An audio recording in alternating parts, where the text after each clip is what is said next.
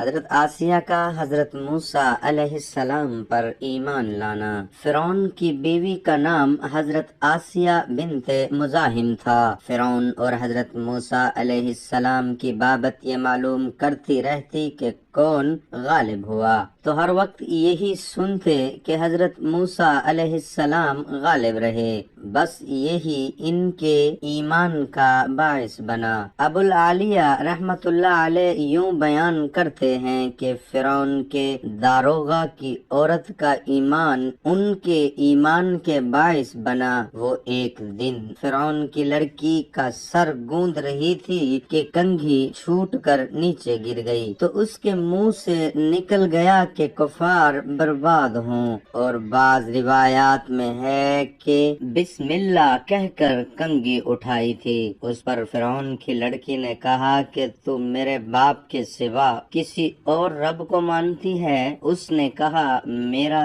تیرا اور سب کا رب اللہ ہے۔ اس نے غصے میں آ کر اس کو مارا پیٹا اور جا کر اپنے باپ کو بتا دیا، تو فرعون نے بلا کر پوچھا کہ تیرا میرے سوا کوئی اور رب ہے؟ اس نے جواب دیا کہ ہاں میرا رب اللہ ہے۔ فرعون نے اس کو چت لٹا کر ہاتھ پاؤں میں میخیں گڑوا دیں اور اوپر سانپ چھوڑ دیے کہ کاٹتے رہیں، لیکن جب دیکھا کہ یہ باز نہیں آتی تو فرعون نے کہا کہ میں تیرے لڑکوں کو ایک ایک کر کے تیرے سامنے قتل کروا دوں گا، باز آ جا اور مجھے سجدہ کر لے۔ اس نے کہا کہ یہ نہیں ہو سکتا۔ اس ظالم نے ایک لڑکے کو منگوایا اور مار ڈالا۔ انہوں نے اپنے پیارے سے پیارے بچے کو بچشم خود دیکھا اور صبر کیا۔ اس بچے کی روح نکلی تو اس نے کہا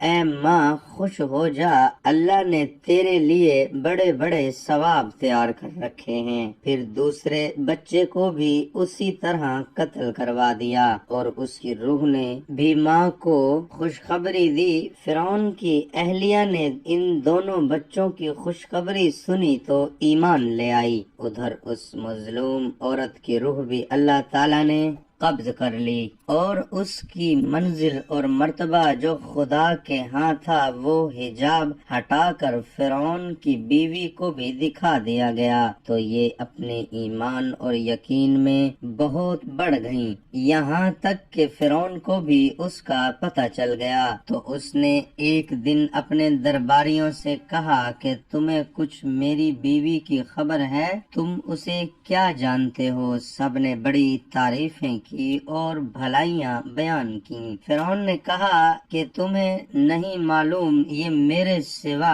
دوسرے خدا کو مانتی ہے۔ پھر مشہور ہوا کہ انہیں قتل کر دیا جائے۔ اس کو اللہ تعالیٰ نے اس طرح بیان کیا جس کا ترجمہ اور اللہ ایمان والوں کے لیے مثال بیان کرتا ہے فرعون کی بیوی کی، جبکہ اس نے کہا کہ میرے پیارے رب میرے لیے اپنے پاس جنت میں ایک گھر بنا دیجئے اور مجھ کو فرعون اور اس کے عمل سے بچا لیجئے۔ فرعون غصے کے وقت لوگوں کے ہاتھ پاؤں میں میخیں گڑوا کر مار ڈالتا تھا، چورنگ کر کے اوپر سے بڑا پتھر پھینکتا تھا جس سے اس کی روح نکل جاتی۔ میخوں کی سزا کا موجدن فرعون تھا، اس سے پہلے یہ سزا کسی نے نہیں دی، اس لیے سورۃ فجر میں فرمایا اور میخوں والا فرعون۔ فرعون نے کہا کہ جو بڑی سے بڑی چٹان تمہیں ملے اسے اٹھا لاؤ اور آسیہ کو چت لٹا کر اسے کہو کہ اپنے عقیدے سے باز آ جا، اگر باز آ جائے تو وہ میری بیوی ہے، عزت و حرمت سے واپس لاؤ، اگر نہ مانے تو وہ چٹان اس پر گرا دو، اس کا قیمہ بنا دو۔ جب یہ لوگ پتھر لے کر آئے تو ان کو لٹا دیا اور پتھر ان پر گرانے کے لیے اٹھایا تو انہوں نے آسمان کی طرف منہ اٹھایا۔ پروردگار عالم نے حجاب ہٹا دیے، جنت اور وہاں جو مکان ان کے لیے بنایا گیا تھا انہوں نے اپنی آنکھوں سے دیکھ لیا اور اس میں ان کی روح پرواز کر گئی۔ جس وقت پتھر پھینکا گیا اس وقت ان میں روح ہی نہیں تھی۔ ایک روایت میں ہے کہ فرعون نے آخری وقت میں اس نیک بی بی پر طرح طرح کے مظالم کیے۔ انہی مظالم کی حالت میں جبکہ فرعون نے ان کی